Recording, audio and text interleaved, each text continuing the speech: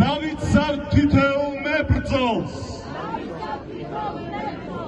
დავიცავ სინდისის პატიმრებს, არ მივატოვებთ სიმართლისათვის დევნილებს, სიტყვითა და საქმით, სიყვარულით ხელს გაუწვდით მათ და მათ ოჯახებს,